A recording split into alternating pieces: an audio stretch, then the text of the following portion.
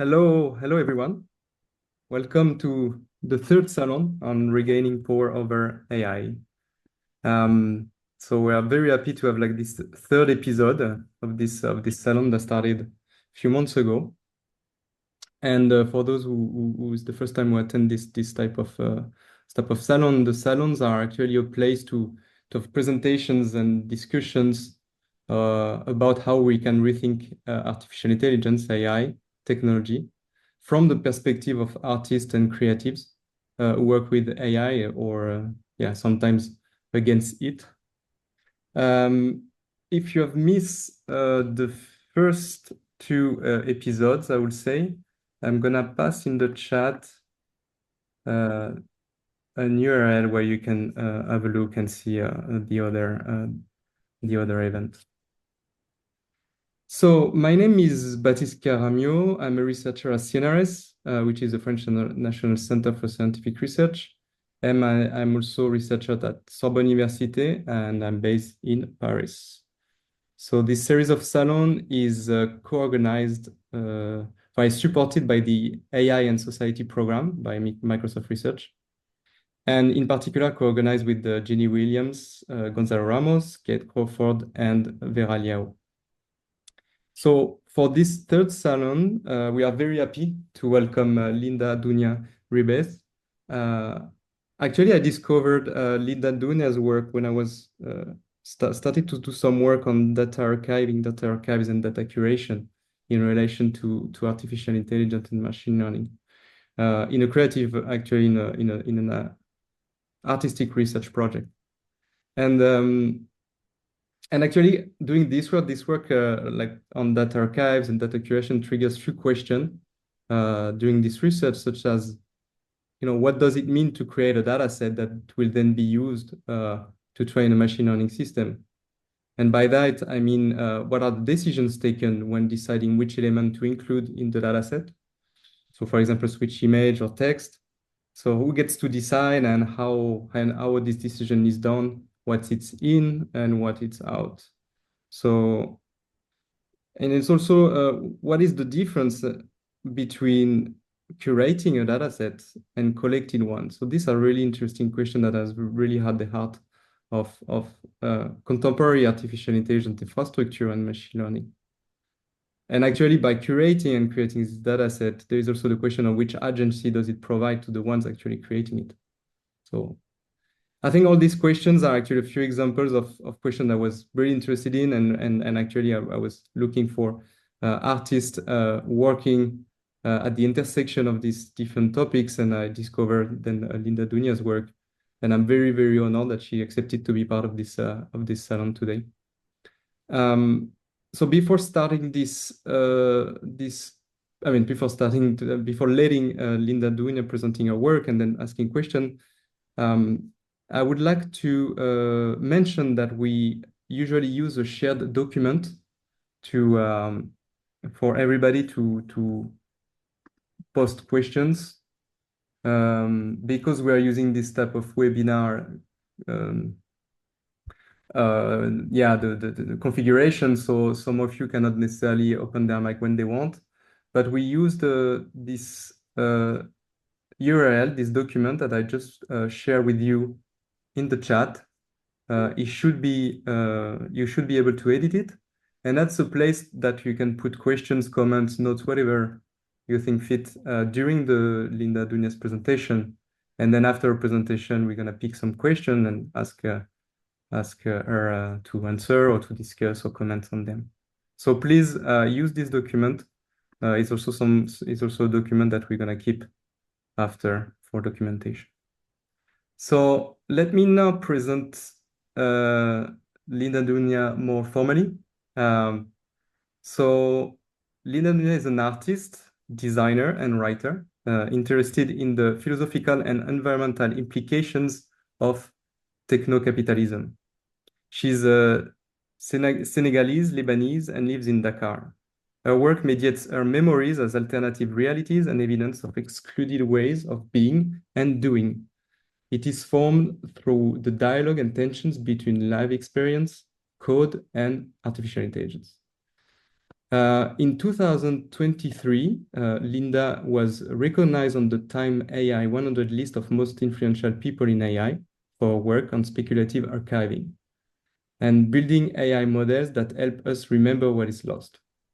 1 year later, in 2024, she was also the recipient of Mozilla's Rise 25 Award for work in AI, advocating for greater agency over algorithms, how we perceive them, and how we are perceived by them. So on that, I'll let you start your presentation and tell us more about your work. Thank you. Amazing. Thank you so much for having me. Thank you for the introduction. I'm going to start by sharing my screen here. And awesome. Yeah, thanks for the introduction. And today I'm going to be talking about, I guess, a question that's very central to my practice, which is what is worth seeing. And I'm going to explain kind of what it means to me and why it's an important question for me. We've gone through my bio already, so let's get through that. I guess every artist has to answer for themselves what they think an image is at some point in their practice. And it has meant many things. It means many things. You know, for me, it definitely has to do with memory. A lot of the times, images that I create channel my past, my upbringing. But in the sort of age of AI, it has come to mean data a lot more, because images are synthesized now from data and then become data. And for me, that's a very interesting shift, at least that I've noticed in my own practice, because my background, when I went to university, I was really interested in data science. I ended up teaching a couple of years of introductory data science courses when I left school. And it's always been a very fraught subject for me because it feels like something we've gotten increasingly accustomed to as a way to describe our world and as a way to predict where we're going. But its data points are really just deputies for reality. They can never be taken for reality itself. So it's an interesting thing for me when they become the central, I guess, the raw material for creating images or text today. And I call data sort of logical measurements of the mysteries of the universe, an instrument capable of pulverizing its darkness to its most objective, visible bits. It's a mouthful, but it really, for me, is about kind of the state of unknowing and using data as a way to sort of know and describe. And that's kind of how I view data my entire life until AI. Because it stops from being a way to explain and describe phenomenons, but actually has become a way of seeing as well. And so I thought that was a very interesting thing to dedicate some of my practice and my research to as an artist, because data is really kind of what we measure, where we measure it, how we measure it, and there's a lot of decisions involved in deciding what those things are. And there are humans driving those processes, such that data can never be truly objective because it's affected by our positionality as the person doing the measurement or deciding what the what is to be measured, and what instruments are created to do this measurement. And often data actually betrays evidence of power structures and the invisible threads that may connect or disconnects us in terms of how well we use information to understand each other. So what's really behind data points is kind of a world of difference and diversity that comes from context, from different imaginaries, from different values that are driving what we're measuring and why we're measuring it. And, you know, underneath all that is the very physical world that supports all this, this exercise of creating data, which is the bodies, what's embodied within them, the environment and the space around us, as well as kind of our relations with the physical and with each other. So all of that kind of comes into play when we talk about data, but yet we still see it as a very objective truth about the world. And I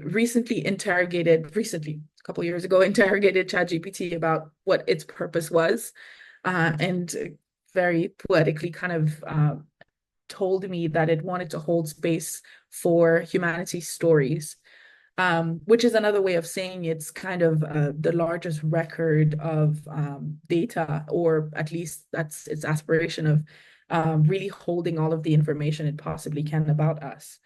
But knowing how fraught data can be, and the structures of invisibilities it can create, it became really important for me to decide that I didn't want to settle for a patchy myth of reality that excluded people like me, or geographies that I come from, or cultures that I represent, but actually seek to sort of evenly distribute what it means to be known and seen. It means various things. As an artist, it's I guess, a more poetic endeavor, but it can also have very concrete steps, like creating your own data sets. And there's this kind of, I would be remiss if I didn't say that I sit as a computer artist from Senegal, which is in the African continent. I sit in this very weird space where you have a continent that is present at the start and the end of the AI value chain, but somehow is forgotten within models.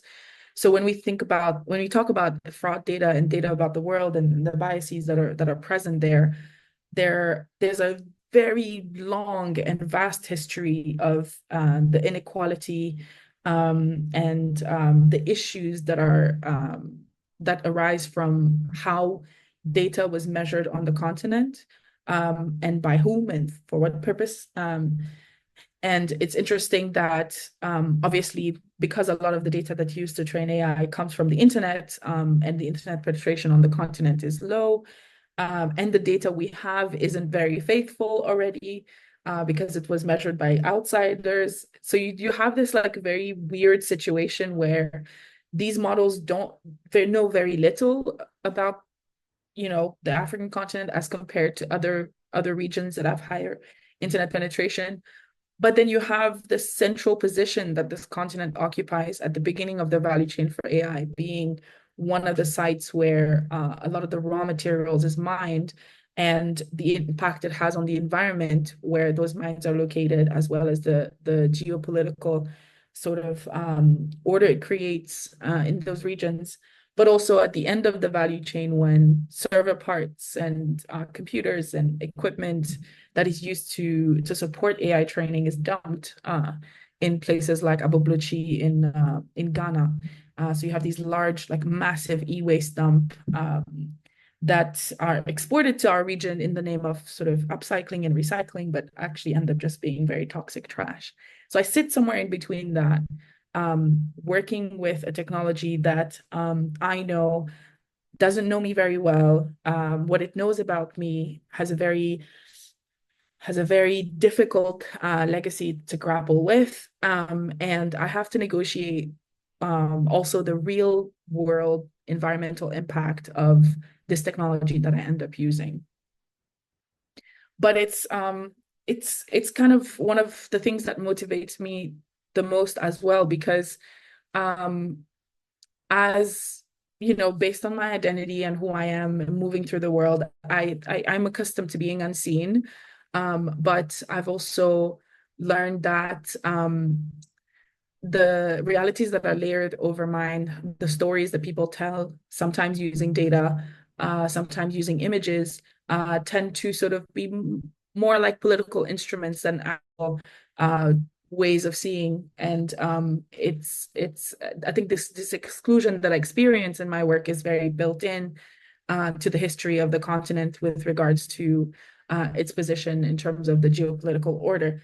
But that doesn't make it less, that doesn't make me want to be seen less.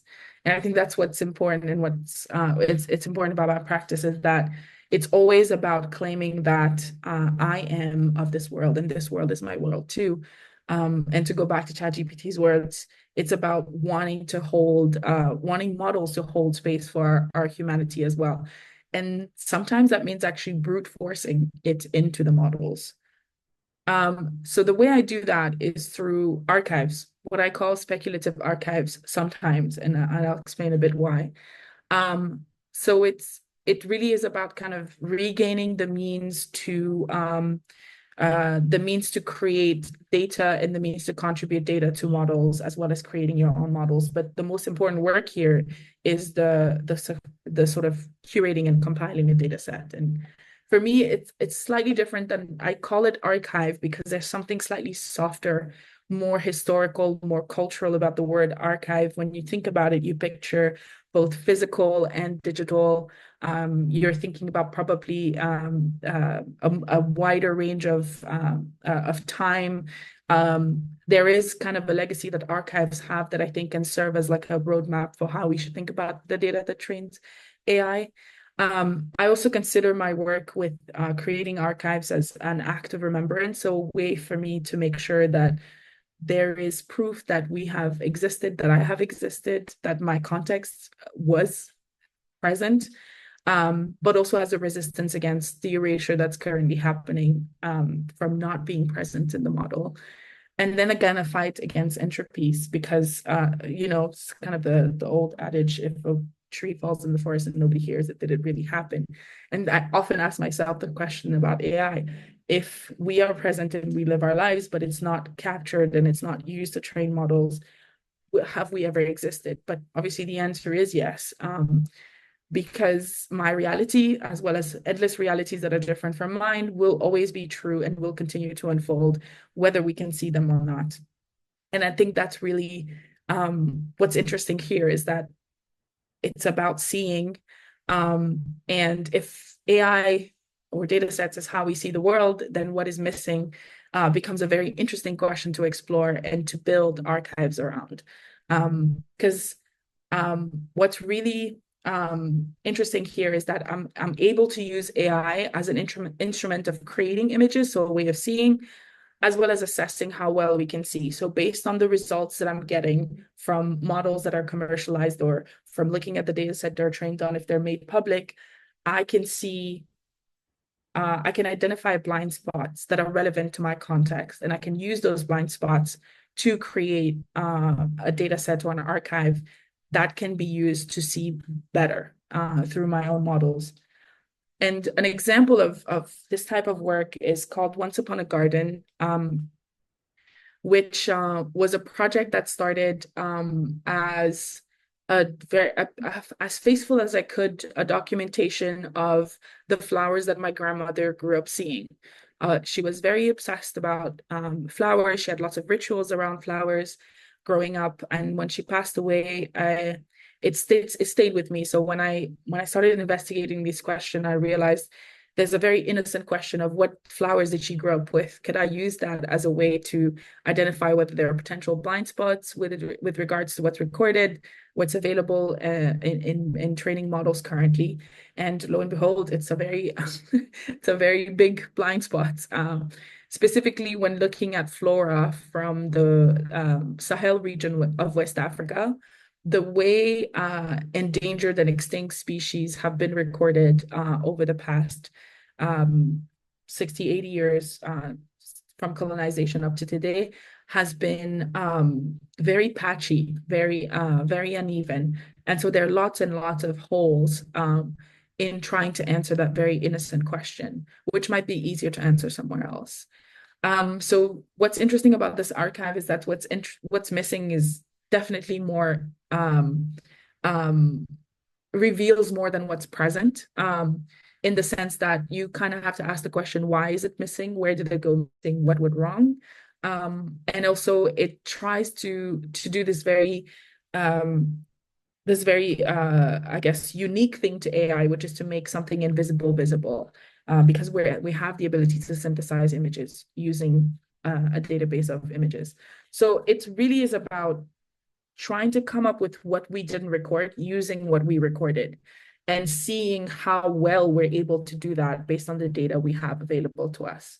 So if the data is well recorded and not patchy, we probably can, with probably great confidence and fidelity, come up with these missing or these blind spots. But if there's not a lot of data, then the images that we synthesize are not going to be very great. And that's kind of what you're seeing. This was the first result of this project. And to kind of lay it on a map, it was a project that started in 2021, but really it started well before that. So going back to the earliest records we have of flora from this region. Obviously, these records also exist in oral tradition, or but in terms of images that I could use in this project. What I found mostly were herbarium pages from colonial archives. So I was able to find a pretty good list of endangered and near extinct species from this region by name. And I was able to take those names and look for, well, are there any images attached to them? And for the most part, I found that the best records we have of them are these dried plants. So it's an image of a plant that once was, but it's sort of in a rotting state, right? And so I combined that with images that I've taken myself of flowers throughout my life. Ever since I've had a phone, I've taken photos of flowers around me, especially because I noticed that when I travel, the flowers we have in Senegal are very different from the ones that I see. And they're often wild. And so I've always enjoyed that. So part of the data for this project comes from images that I've taken myself. Part of it comes from these national and colonial archives that were available, and using that and annotating it properly, making sure all the species are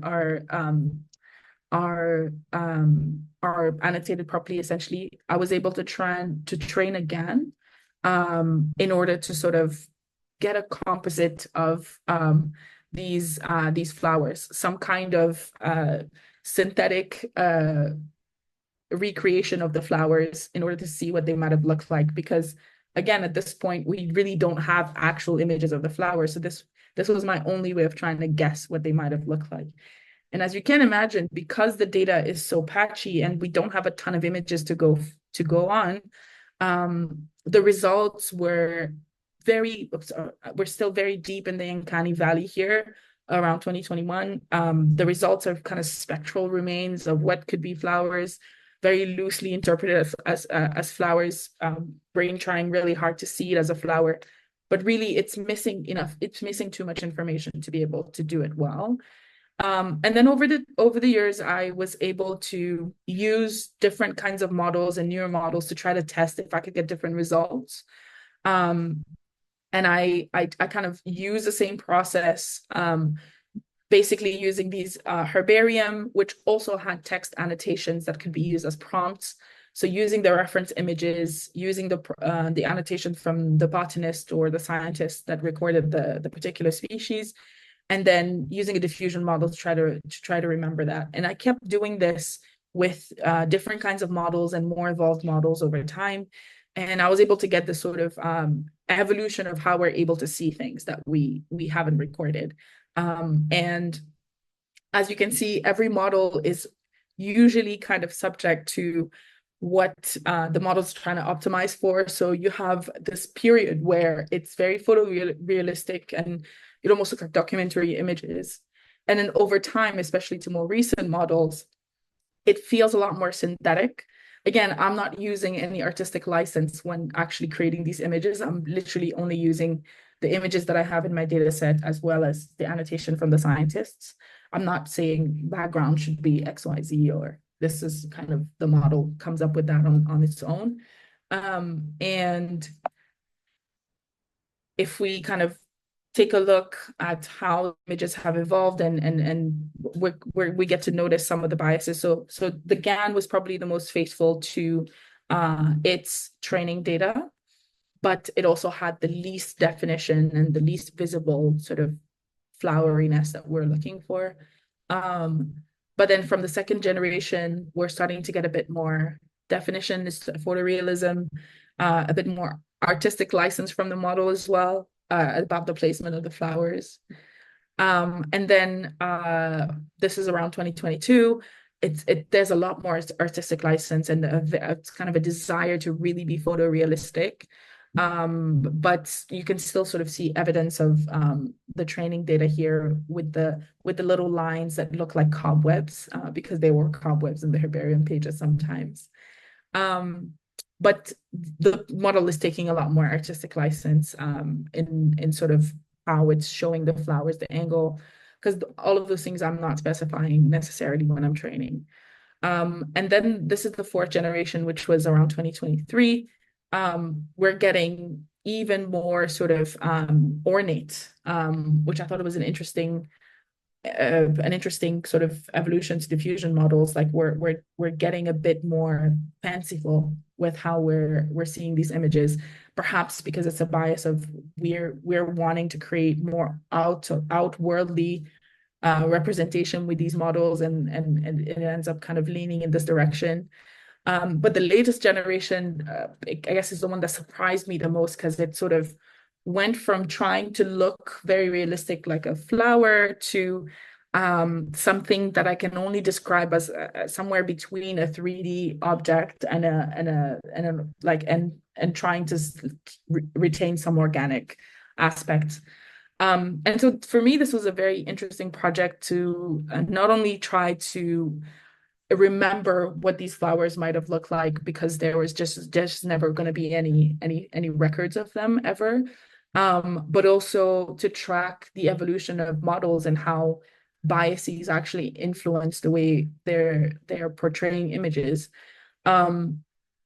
So through this project, I was able to create essentially 6 data sets.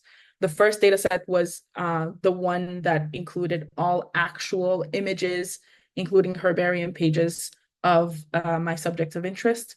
And that every generation, there's a new data set of the 50 species I was interested in, that I was able to use as sort of materials for my work. And so they've really kind of traveled. The images from these models have been used in animations that I've, because I love to create animations with some of them. So this was one of the first animations made from the GAN outputs. I've also, this is another still photos of an animation I was able to create with some of the flowers that I generated. And then over time, I was able to kind of play around with it a little bit more. For this particular generation, I felt that the flower were too uncanny. They actually did look like real flowers, and it felt a bit irresponsible to show them as such. And so I wanted to add these dots to obfuscate some of the details, so it lost a bit of its luster, and which felt right, considering that A, we don't know that that's what they actually look like, but B, it would be dangerous for us to feel good about ourselves being able to sort of use as a projection of these flowers ever having existed, especially since their extinction is directly linked to human activity and deforestation. I've created collages with them that have been used in murals. These are some more collages, and more recently, I've also experimented with actually creating animation and photorealistic videos using some of the latest outputs and some of the newer video to text, I guess, image or text to video models. So yeah, that's a little bit about this project. If you want to learn more and read through, this kind of a long text that goes with this project. If you want to explore more of that, I've added the link here. But yeah, I look forward to chatting and answering some questions. Thank you so much. Thank you so much, Linda. Yeah, I mean, I can start to ask. I mean, there are many questions in the document. You can see if you have it open, but I don't know actually which one I'm going to start, but um, I think what I would like to ask first is maybe to take one of the first questions in the document and asking you, so if the data is a way of seeing and knowing, and there was this question about how to capture them, what are the instruments or the mediums? So you mentioned the camera, but also can I don't know, the data become the medium as well at some point? So I don't know if you have any thoughts on this question. Yeah, that's a really, really good question. Um, because right now there's almost this kind of we're still in sort of narrow AI, so every model has a specific input of data that it needs in order to function, right? So it's either images or text or maybe audio. So that sort of, I guess, goes a little bit against what indigenous practices of archiving and data collection are. They tend to be very kind of, for lack of a better word, multidisciplinary. So you have oral tradition that mixes in with performance, that mixes in with visual representation. When I think about where I grew up, there's a particular festival that actually has become a UNESCO heritage. In the last few years, it's been turned into a UNESCO heritage because it is the most faithful record we have of the of that particular tribe's kind of rituals around manhood, or like the ascension to manhood. So during this festival, there's a bunch of things that happen, but if you collate them together, they become a very good account of, one, the cosmology for this particular tribe, two, how they have kind of integrated modernity into that, because it continues to happen every year and it changes to adapt to the times, but also their definition of manhood and what does it mean to be a man, how does that changes over time. And so you have oral tradition, so you have the songs that are performed during the festival, you have the actual masquerade that are used, and their initiation process, because they go through a very long initiation process and everything they learn, which is different from how women who are supporting the initiates are also initiated. There's the beadwork that also kind of follows a mathematical structure. So you have this like festival that basically happens once a year, and it's just this treasure trove of the Sosei culture, but it has so many different ways to record data about who they are and how they relate to the world. And it feels like a complete archive, but as it is, it can't be used for training. So it's interesting to speculate on, as we talk about more generalized model, does that mean that we're going to be able to train with multiple data types and data sources? But also for me, it really raises a question about, what does it mean to give everyone the ability to create a model that mirrors how they already think of data and archive? And is there something interesting that can be that we can come up when people are able to kind of have a say on what it means to record, what instruments are better than other instruments, and how you combine them? Yeah. Yeah, that's really, very interesting. And actually that's it brings to another question that is in the document about, because you worked, I mean, part of the data archives that you're working with, you capture them. Yeah. But you also work with like already made archives, and or at least you mentioned that. And there is this question that actually linked to that, is like, how do we navigate using historical data from colonial archives, such as like images, for example, that have been adjusted to create a certain representation of history? Yeah. When I talk about data being fraught, that's one of the like best evidence. Like it is an outsider gaze on a peoples and their environment that can be completely off the mark, right? So when I go into public domain archives right now on the internet just to look at images of Dakar, like you can do this with Wikimedia Hmm. comment, whatever. If you just type the word Dakar, you'll see mostly images that were recorded by military missions of like post-colonial military missions, like French military mission, American, British, etc. So there's a lot of photos of naval bases and there's a lot of army stuff. And then you'll see colonial archives. And then in between that, there's like a bit of sort of more, I guess, local or community driven efforts to put things online. But there's not a lot of that. So you have this overwhelmingly outsider gaze on the archive that exists today, especially when you talk about public domain. And using that feels incredibly irresponsible for me, because I know when I look at the image that that's not what I see when I think about my country, when I think about my people, who we are. That's not the images that I would pick first.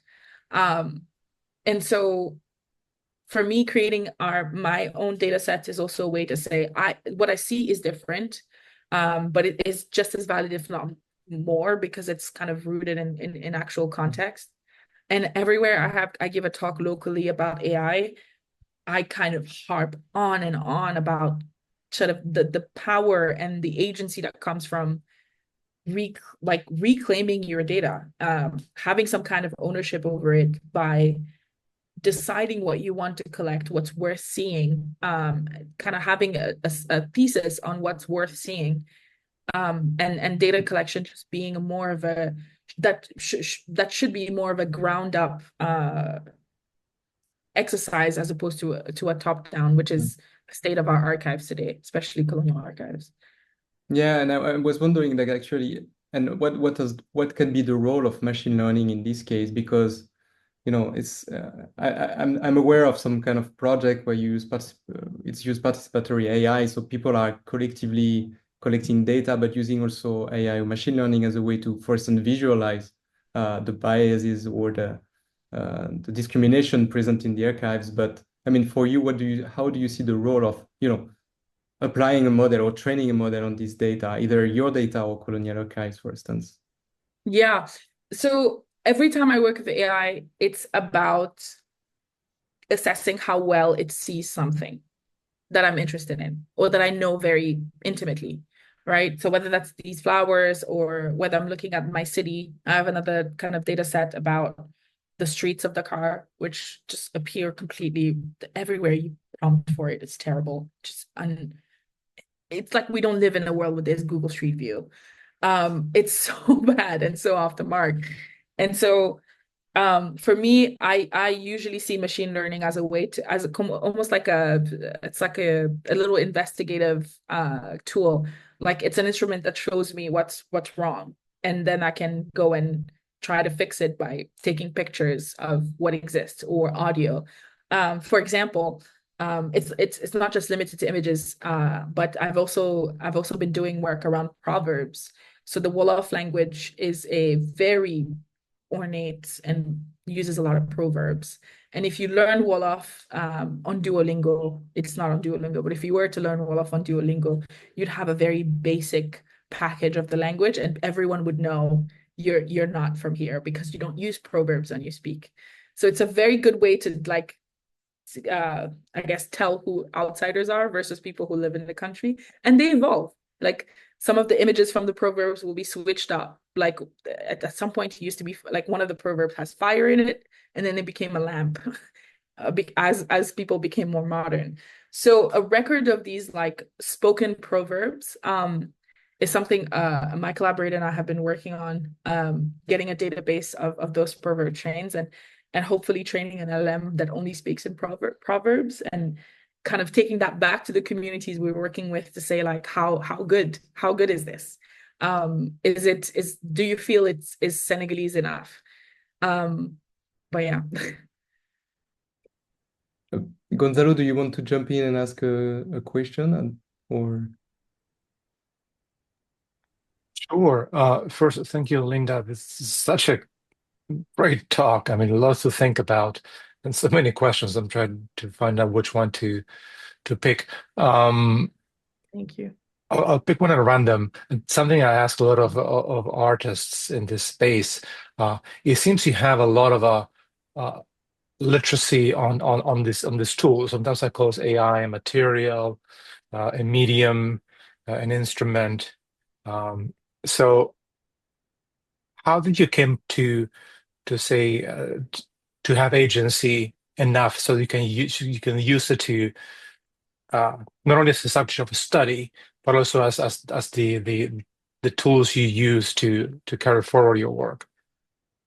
That's a really good question. Ooh, how did well, at first I guess I had a lot of anger at the tool. It just felt like so this is pre-Chat GPT. So I guess the only models that existed were that you could create visuals with were GANs.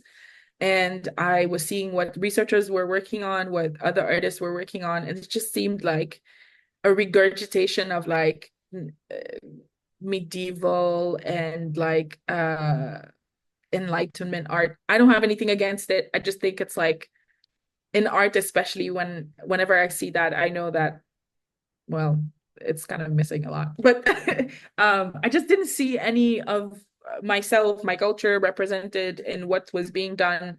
And the projects just were gaining so much traction over time. As after ChatGPT was released, I just saw that it was still missing so much, right? Like that this was DALL-E and then Midjourney and then more stable diffusion models came out, and it just felt so inadequate. Like everyone was so excited about it.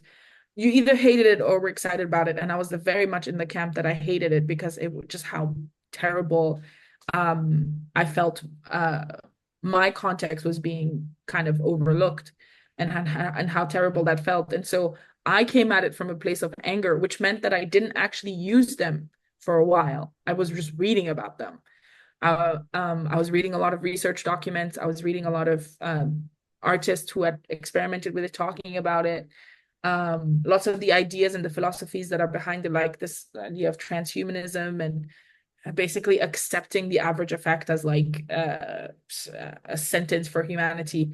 And it just, the more I read, the more I realized that it was still a young enough space from an artistic standpoint that I could use it to, that I could use art to teach people, like I was teaching myself all these different things that I had been learning, but also teaching them that this technology is here to stay, and you only basically have data as like your power over it now, and kind of the urgency of doing the work. This new craft of building data sets is like a new craft. It's like it sits somewhere between science and art, but it's definitely a new discipline that I think more people need to be interested in and working on. And so that's kind of been my journey. And every time I generate with AI, because I'm an artist, I paint and I work with generative code. So I usually have more artistic license there. But when I work with AI, I surrender my artistic license and use it only to sort of investigate some of the issues that it has. Thank you. I have a follow-up question, if I may, which is something that it grows in my head. The issue about control, who power, who has power given this technology exists? Who does it take power from? Who does it give power to? And from your talk, it is clear that one of the ways in which we seek to regain power over it is by trying to have a say on the data, that these things are data. And this as it comes from a school of thought of the self-learning models, where if you show them enough data, they will learn the pattern in it, and then they will act. There's an undeniable effect between data and outcome from these models. Undeniable. A provocation that I tell myself and I share with others is, are the models themselves, their architecture, the way they learn, how the learning algorithms constructed and the predictive algorithms that span from them done, also something that should be changed in order to increase the agency. Because right now it's like, well, the only hope we have is just by hoping that by changing the training data, the behavior of the model will be good. And my provocation is how much of the actual architecture of the model, without looking at the data, it's the problem itself as well. And if there's something we can do about it. Honestly, I really wish I like in college decided to do machine learning and like focused on like my coding. Most of my coding I did for like front like basically front end. And I really wish I could go back in time and like study again, because I really want to know the answer to that question, in the sense that because I'm not able to investigate or scrutinize the models to the extent that I guess some of the theoretical underpinnings I don't understand because I didn't study it. What I know is that they're highly inefficient. The way they learn, and if you just kind of look at the carbon footprint of models, the way they learn and this iterative kind of learning of predicting based on the next available thing is so different from its aspirations of learning, like trying to replicate how humans learn, but also ends up guzzling so much energy from the earth. And I have a huge stake in that, because that energy and the raw materials that is used to create this energy comes from where I'm from. And then whatever, because models are getting faster and servers are getting run down quicker, we're getting an influx in like e-waste dump back into our countries. So yes, I know intuitively, or instinctively rather, that the way the models learn is probably not great and should be rethought, if only to help with kind of the environmental devastation that's currently ongoing in many places of the world. But also, it just doesn't seem very, I mean, it seems like a means to an end, and maybe, I don't know, maybe money happened and we were stuck with the models we have now, and that's where most of the funding is going. So we're just, this is the best thing we'll have and we'll do with it. But I've also been listening recently to a lot of talk about kind of there being a ceiling to how well like the models we currently have are gonna be able to perform, even if you have stellar data and whatever, like that's just gonna have a ceiling. And again, I don't know if I'm gonna take myself back to school or what, or if I'm ever smart enough to become a theoretician about like how a model should learn based on like indigenous knowledge. But that is a parallel kind of an alternate existence that I once lived in my fantasies. Thank you. If I may add, because I mean, I guess in order to change maybe the model architecture is also changing the way we assess them, right? Assess the model. So because you say how they perform, but the way we evaluate how they performed. So in AI research or machine learning research is very specific how they evaluate that. And maybe you as an artist, I mean, the way you actually assess if the model is performing well is very different. So maybe you also need artist inputs in order to think differently about model performance itself, different type of dimension. I remember I had a chat fairly recently with a scientist at one of the big companies that develop models, and it was during a symposium, and he asked us why we were so interested in like the uncanny valley, so all the images that were weird, why it seemed like artists were more interested in that than like the photorealistic, like ultra high definition images. And I was like, well, if I could, I don't know, I wouldn't be an artist if I wanted the easy ride. I think like it's one of the like hardest, weirdest, most jumbled up disciplines. If you just wanted to prompt for something and get the perfect thing immediately, I think these models would cease to be completely like interesting to us. Like we would consistently look for the weird and the things that is broken. Like the things that are broken are the most interesting to us for any tool. Otherwise, you're not talking about art, you're doing something else, it seems. I love that. Thank you for saying that. Yeah, and this actually makes me think about, and it's a written questions like I mean, the project you show as something really specific that I really like is because it's longitudinal. You know, it started in 2019 and it's going until now. And actually you could see also the very different generation of ML and AI systems, you know, from the GANs to the more advanced like text to image or like a more bigger model that we have today. So Yeah. and in a way it's I mean, can we say which is the best? I mean, it's very hard because I mean, I guess each model has its own materiality, I guess, for an Yeah. artist. But so that's the first question is like, can we say, is it easy to say which is the best? And the second question is, I mean, technically, how can you still run the models that you used to run in 6 years ago? I mean, how do you handle the change in technology that also makes sometimes impossible to reuse old technology with old meanings like 5 years old model? Yeah. Oh, that's a great question, first of all. I think my favorite, hands down, is the GAN outputs. It's so weird. It's so weird and beautiful because, I mean, when I started like learning about AI, I could understand how a GAN works. Like, like discriminator, generator, like it was the architecture, I get it, right? And it felt, and again, I'm retraining them again. I could never train again from scratch with like the resources I have, right? I'm retraining a model that already exists, and because of transfer learning, it's easier to do. But it felt the most faithful somehow to the material that it was provided because it didn't really take license. Like its main goal is just to look at the images you've inputted and say like how close, and give you a score of how close what it generates is to that.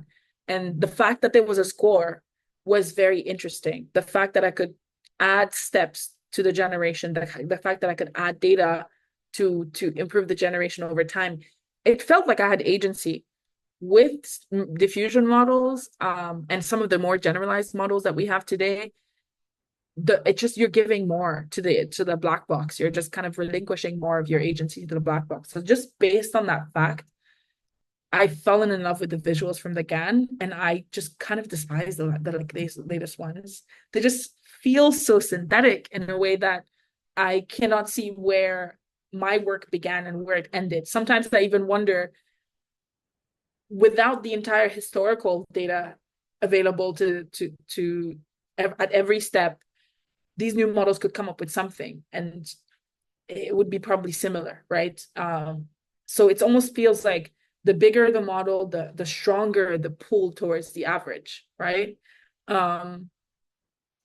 So for that reason, I like the first one better.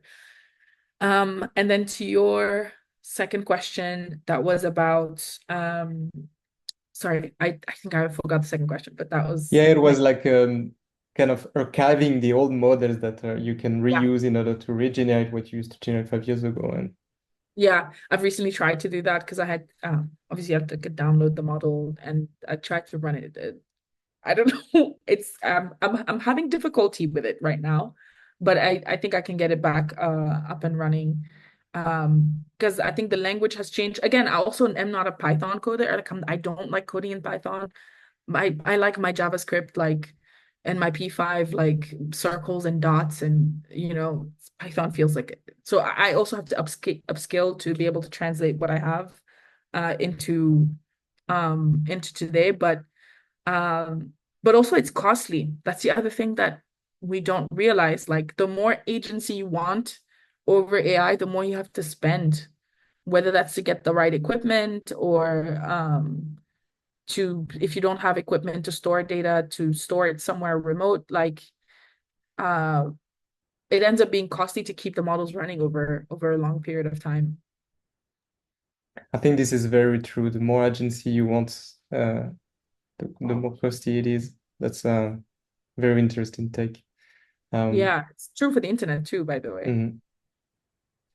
Maybe the less yes, ads you want, the more you have to pay. So maybe I don't know if Gonzalo, you have like a question that you really want to ask. Otherwise, I have a last one, but feel free No, to. I mean that I was going to ask about the issue that you mentioned this about because we heard this before, but I wanted to have your take and not lead you there in terms of the imperfections and and models. I mean, my something I'm looking into now is, to me, creativity, art, and design are what I call wasteful processes, where a lot of stuff that's is generated that doesn't have immediate apparent use, but is valuable down the road. You don't know, but it is. And there's a current, you mentioned efficiency, there's a current thrust for efficiency. This model should be efficient, should be perfect, you get the perfect image, right away, as opposed to an imperfect image that may lead you to go into a different direction. So I'm thinking about this paradox between the current misrepresentation of art and design by these models, which is like, you should be efficient and perfect, versus no, wait, we this is a messy process by design, but intentionally. So I don't need something efficient and perfect. I want something that is as messy as the process itself. So I wanted to know if this is something that resonates with you, or if you have a different take. Yeah, I've never met anyone who wants sorry, let me rephrase. I've never met any artist whose work I like and whose person I respect that wants the first perfect thing from the model. Like to craft the perfect prompt and get the image and just that being art. I think there is a school of thought that is in that direction, but it definitely is a minority. Because it removes the practice of the artistic practice. Like crafting a prompt and writing what you want is not necessarily, it's setting down intention, right? And usually when I do that in my art, like when I write something in my journal that I intend to do or something that I intend to work on, it's much looser, right? It's like a general idea. It's a phrase. It's a memory. It's like home. Just the word home has so much labor attached to exploring what it means to you. Whether you're cutting up some images to create a collage, or you throw some paint and it reminds you of something, or maybe it's an accident, you were mixing something and a color reminded you of something related to that word. There's so much accidents and it's not serendipity, it's literally just randomness associated with the process of making art. And if you create a setting where it's so efficient that you're not able to access that randomness, you're not able to get the messy accidents, you've basically effectively removed what's interesting about the artistic practice. It's like you want branching, you don't want coalescing, you want to be able to branch out, and to create almost like the way your brain works is like creates a tree when you're making something. And sometimes some work leads to other work, and it's impossible to do if you just exactly know what you want and you get what you want in the first try. That's not art, that's something else. And the other thing I want to say is that for me, the best example of how I conceptualize models as tools in my work, in my practice, is like with the idea of collage. Every single generation that I make is like, I see it as material that can potentially lead to other more interesting material.